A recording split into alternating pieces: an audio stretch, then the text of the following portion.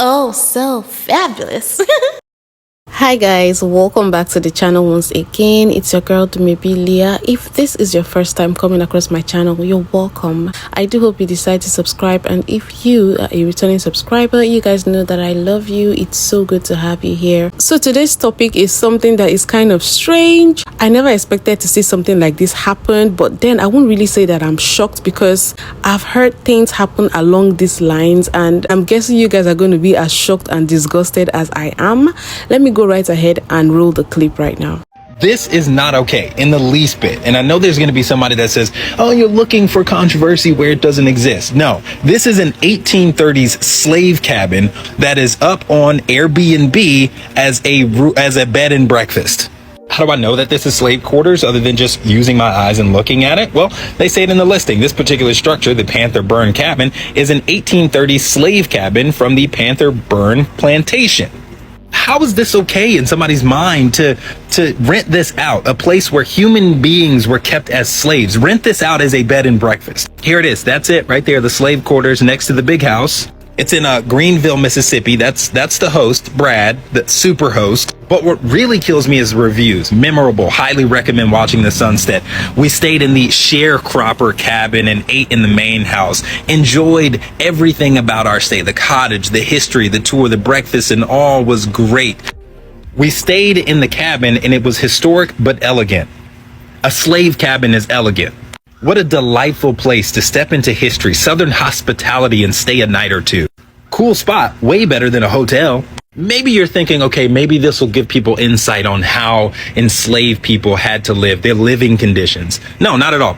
Clawfoot tub, running water, tile, nice lighting fixtures, water, towels, dresser. The history of slavery in this country is constantly denied, and now it's being mocked by being turned into a luxurious vacation spot. So this particular video was posted on TikTok by the man who made this video late last year, and when I saw this, I was like, wow, the caucasity. It is funny how these people have the weirdest, strangest fantasies. They get some kind of kick and joy from strange things that normally you look at it and you're like, oh, I'd never do that. Why should I do that? I shouldn't derive joy in things like this. But somehow they seem to just get some kind of high and kick off doing these strange things. And I'm wondering, like, how do you guys function? You turned an old slave cabin, refurnished it, and put it on Airbnb as a bed and breakfast. And you don't hide the fact that it's an old slave cabin, right? You put it there, and that is probably what even catches people, and they're like, oh, I have to go and experience what it feels like to live in an old slave cabin. Like, really? Anyway, I'm just going to go right ahead and play people's stitches and commentary to this whole situation. 1830s slave cabin that is up. So it first started with having plantation weddings. Now they're using slave cabins as Airbnbs. And then the reviews underneath the Airbnb, where white people are like, it was historic. I got to watch the sun set and rise from a slave cabin. It's the disrespect for our ancestors that bothers me so much. It's bad enough that America doesn't teach our history accurately, but to make a mockery of what our ancestors went through and then still profit off of the pain of our ancestors. But white privilege doesn't exist. Racism doesn't exist. It's in the past. As a bed and breakfast. So I paid about $30 for admission to the plantation, where my family's history is all over the walls, literally. And I thought to myself, there's nothing more criminal than seeing a place still capitalize off of the pain and suffering of my ancestors. Then I saw this video. Now I know from the comments and a follow-up that this place has been removed, but the fact that this was up in the first place is insane. These were places that were cramped, overcrowded, and hot. Places where enslavers would come in and take what they want from mothers and daughters. and somebody decided to turn it into a luxury bed and breakfast. This is absolutely repugnant. Happy Friday. 1830s slave cabin that is up on. You know, I tried to make this only 15 seconds, but I can't. See, I gotta explain something. See, the person who's offering that out as a bed and breakfast, their grandparents and their great-grandparents and their great-grandparents did not suffer any consequences for what they did wrong. So they don't see anything wrong with what they're doing. Okay? Now, to those of you who want to stay there and think it's funny and like disrespecting, you know, what we went through, okay? You understand? I hope you, your children, your future children, your future children, about 400 years worth of your future, die horrible deaths. I hope your family dies in a ball of fire in traffic. I hope you choke on something. I hope ghosts hunt you for the rest of your life. I hope that place and everybody who owns it burst into flames. Please, and cabin that is up on Airbnb. And it's not the only one. Not by a long shot. So after watching this creator's video, I decided to do some research of my own in Virginia, where I live, and the surrounding states, to see if any other historical listings raised some red flags. Now, while I can't definitively say that these listings were former, you know, what I will say is that they definitely raised some red flags. So, starting off strong, we have this place, which doesn't even try to hide what it was.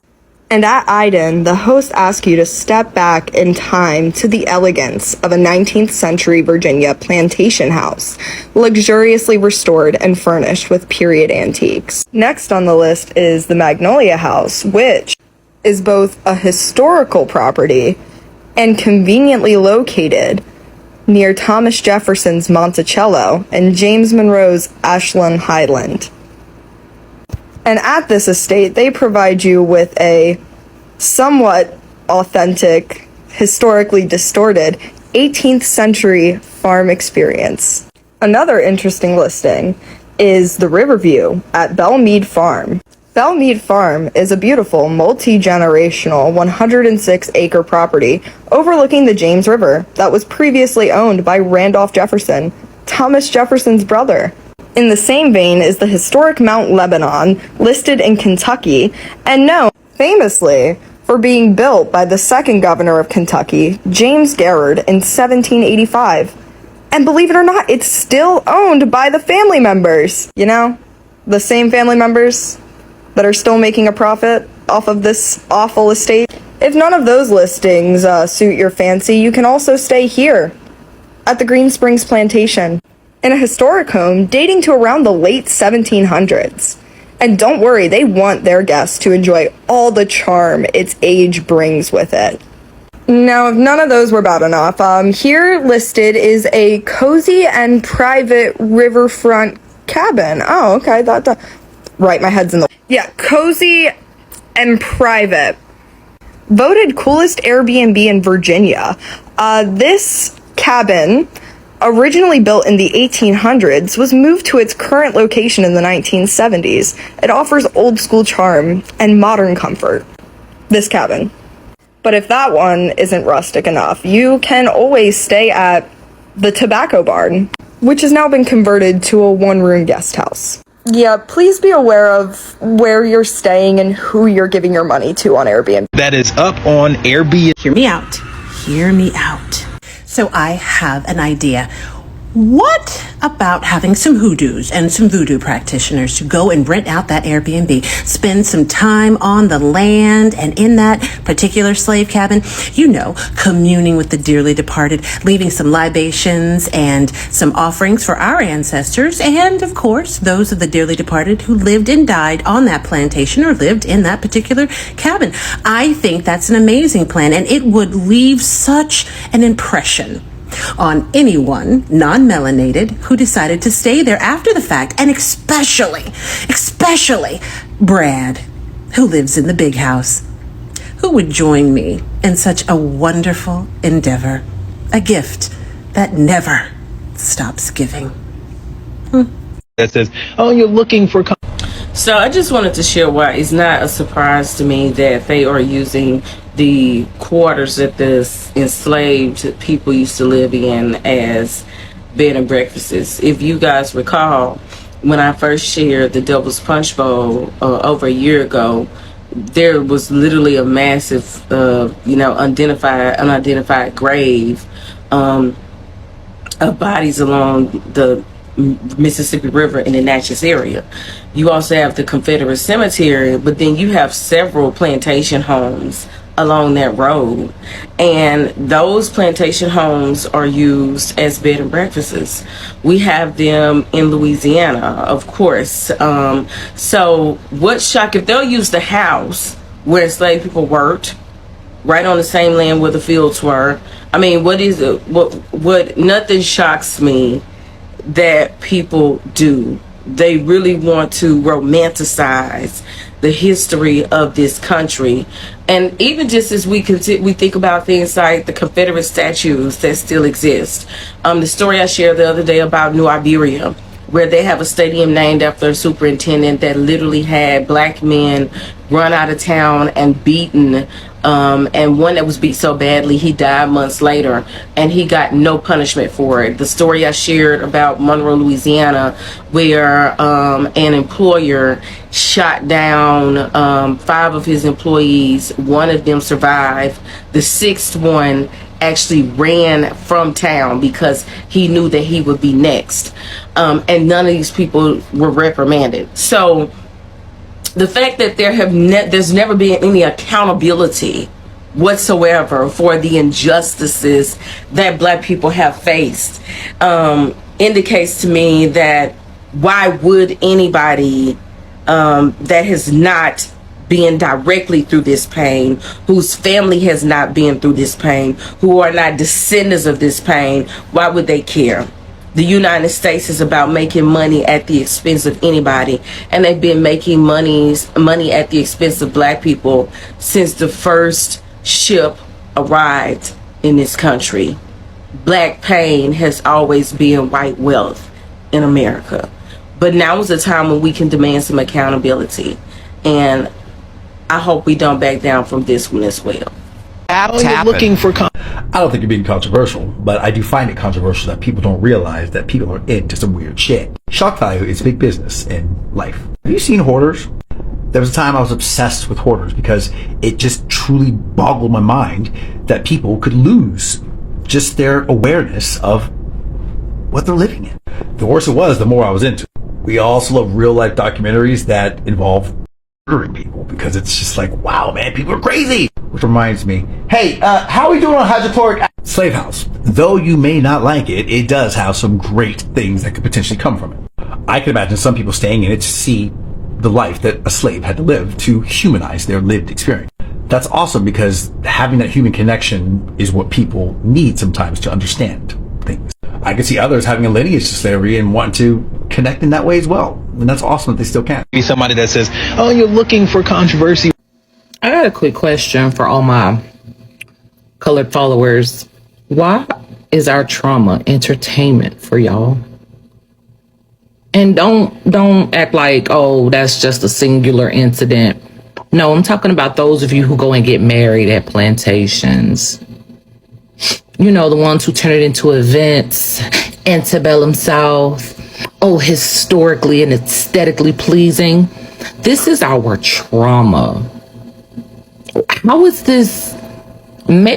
Somebody make it make sense to me how you can literally go to a slave quarters and try to present it as if it's a bed and breakfast cottage, like it's something aesthetically pleasing, like this is nuance, like this is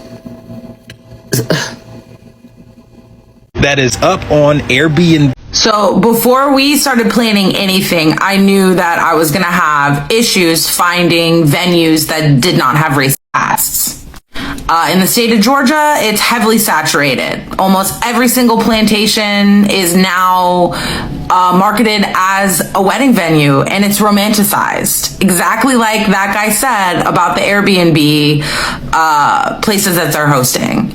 I think he was at the Whitley plantation. That's either in North Carolina or it's in Georgia. I'm just going off my memory. I can't remember. You can correct me in the comments.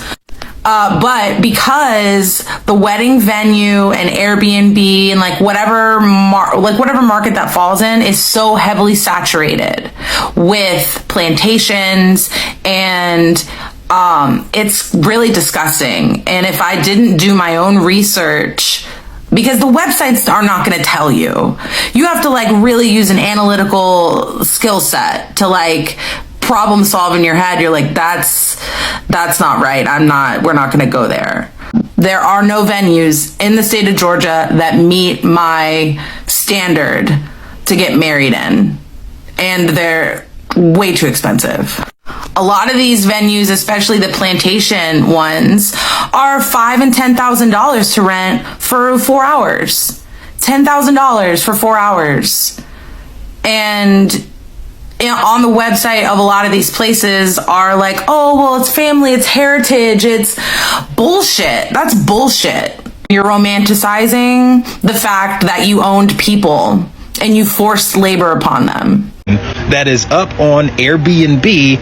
When I was going to school in Bloomington, Indiana, I rented a slave cabin as where I lived for an entire year. It was a little tiny cute yellow house, and across the street was a little tiny pink house, and John Cougar Mellencamp lived in that town, and he would talk about the Little Pink Houses song. You have to go listen to it. That was what he was talking about. And I had no idea. I just thought it was like a little cute house. And then one day, a woman drove up and knocked on the door, and I answered, and she said, I grew up in this house. And I said, oh, really? And she said, yeah, I just wanted to see it because before I lived here, or I guess it must have been years, this was a slave house. Oh my God.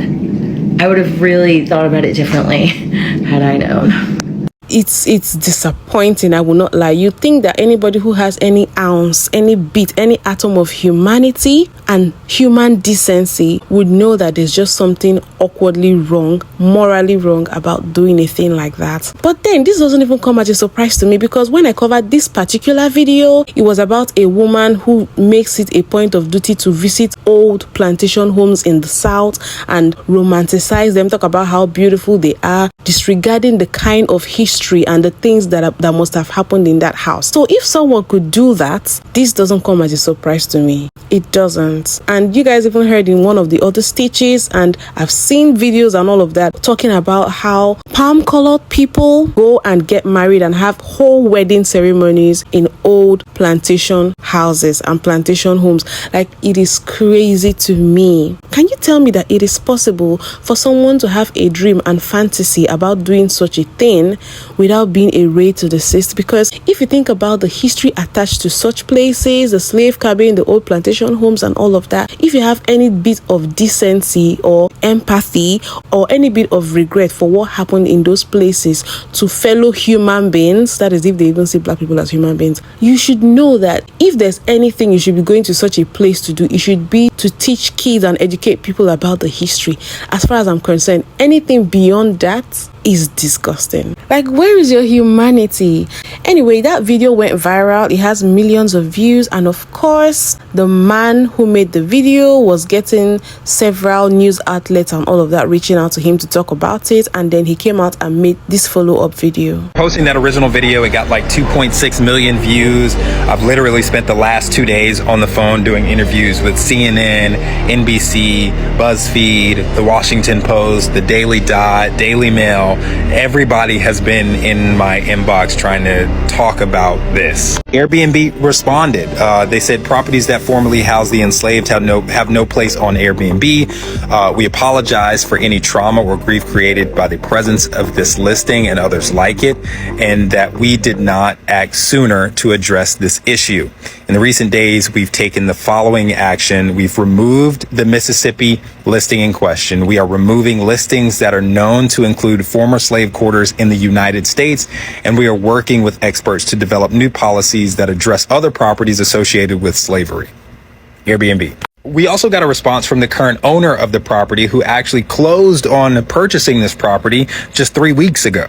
Here is the response from the current owner. You can pause to read the whole thing. But part of what stood out to me is that he says, before purchasing the Belmont, I strongly oppose the previous owner's decision to market the building as the place where slaves once slept after toiling in the cotton fields in human bondage. The previous owner, Josh Kane, obtained the building from the owner in Sharkey County, Mississippi. It was never part of any plantation. He goes on to explain down here that when the previous owner, Kane, first advertised the building as slave quarters, the original owner of the building told him it was not slave quarters, that it was in fact a doctor's office. So it was the previous owner that decided to advertise it as slave quarters. This is the second half of his statement. You can pause to read the rest of it, but he talks about how Airbnb and Bookings.com have suspended their advertising campaigns with the Belmont. At the end of the day, I think this is just a jumping off point for conversations that need to be had in this country, especially about the commercialization of plantations and properties and structures associated with slavery, and how it's gross. So as you guys can see, the original owner of that, in quote, slave cabin came out to say that it was never a real slave cabin, that the person he sold it to just wanted to market it that way and all of that. And I'm calling this bull crap.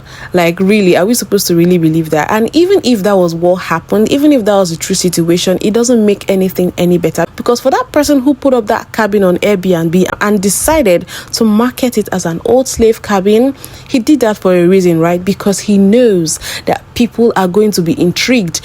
His target audience, who are these weird people that have an obsession with wanting to stay in a house where people were oppressed and treated like animals. He knew that there was a market out there for it, and he decided to do what? To make money off of it. So it doesn't even make any difference to me if it was truly a slave cabin or not. The fact that it was marketed as such, because he knows that there's a big business and there's a lot of money to be made off of monetizing black people's pain, off of romanticizing that dark period in history of oppressing black people. You guys, I don't even know what to say at this point. Let me know what you think about this whole situation. Like, it's the weirdest things. And I remember when I made the other video about the old plantation homes and all of that, I remember seeing a comment that someone who watched the video dropped under that video, talking about how it would make sense for any member of the black community to buy these old plantation homes and use it to preserve the history of black people, maybe make it open for black people to come and tour, to learn the history, bring our black kids there. So when I saw that comment, I thought, wow, that's a good idea. If the black community could buy these old slave plantations and, keep it for ourselves, use it to honor our ancestors who slaved on those lands, and use it to also teach the history, I think it would be a great idea. And then allowing that place and the sweat and blood on those lands to be disrespected by the presence of palm-colored people who just come there to have a thrill and to romanticize such a time, and the pain and the sweat and the blood and tears on those lands, blood and tears of our ancestors. You guys, let me know what you think. Please don't forget to give this video a thumbs up, subscribe if you haven't, also turn on notifications. That way YouTube will let you guys know whenever I have another video up. Thank you for watching, and I'll see you guys in my next video. Bye.